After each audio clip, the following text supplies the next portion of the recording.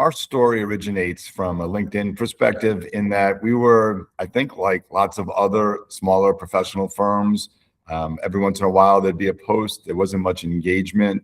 There wasn't much feedback about it. And we recognized at a certain point that either we were going to have to change our ways and what we were looking to try to do, or we were just simply wasting our time. It was just becoming a little bit more of a burden than it really needed to be. So we knew that we had to make a decision, and we made the decision that we were going to try to really expand our engagement, get our thought leadership out, in our world, in our niche world, and we made that commitment. We needed to have the right partner to do that. So what was your biggest hesitation or frustration around building a personal brand on LinkedIn before we started? And have you tried it? Had you tried it before? So in building a personal brand, some of the challenges that I faced was I just wasn't sure how the message ought to be framed to the point where it would be received in the way that we wanted our clients and potential clients to receive it. So we were thinking about ways and I had to become more comfortable with it, frankly, of exposing myself, my thoughts from a professional standpoint in a very curated and thoughtful, meaningful way. And I was not capable of doing that. And I think so the hesitation from my perspective was, it's a great idea. I just don't know how to do that. To make myself feel comfortable, I needed to have professionals around me advising me and guiding me in that. It's just not an area that I was comfortable with. So that's where the hesitation really started. So what has changed since we started working together has been a real focus on meaningful engagement, meaning that there was in the past, from my perspective, it was not really targeted, and it really didn't have what a goal was and what we were doing.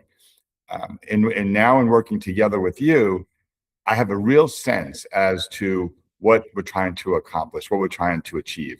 We have significantly increased our engagement.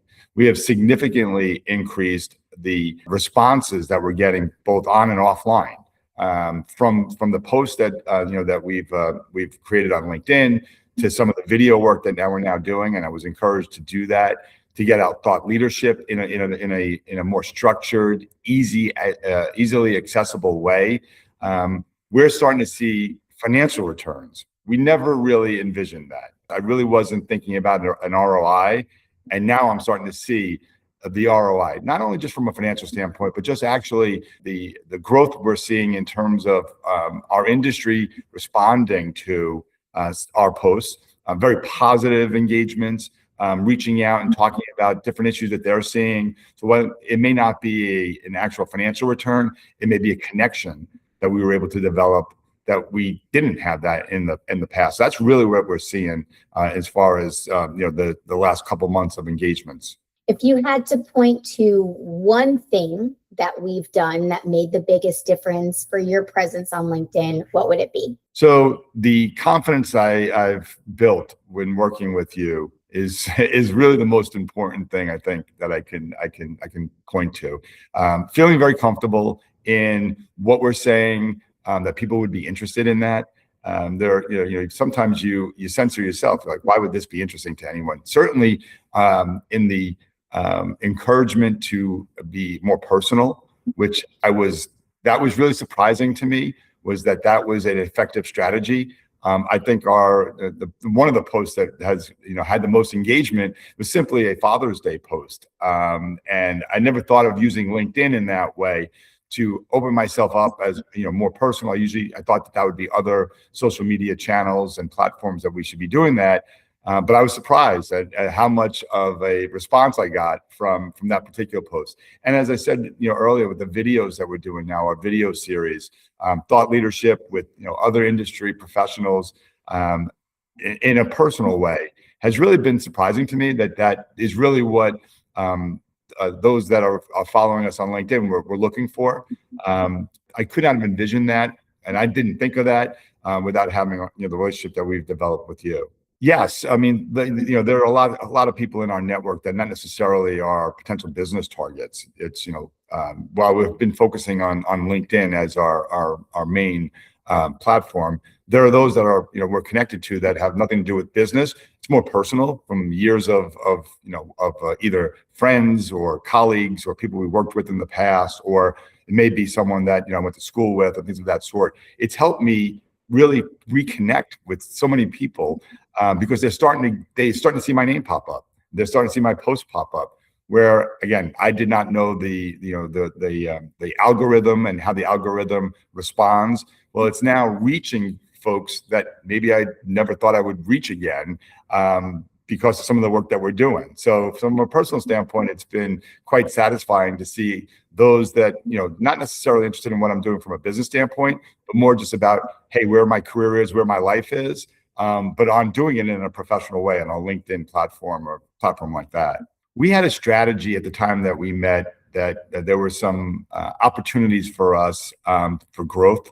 And we decided at that point that we were going to make a financial investment in growing our brand, my personal brand, but growing what our company was doing. So that was really important at the time. So that was our initial focus. Now that we're seeing that and we understand a little bit more about what regular engagement means, where it doesn't become burdensome to those that I'm connected to or those that follow, or just seem like it's posting for posting's sake.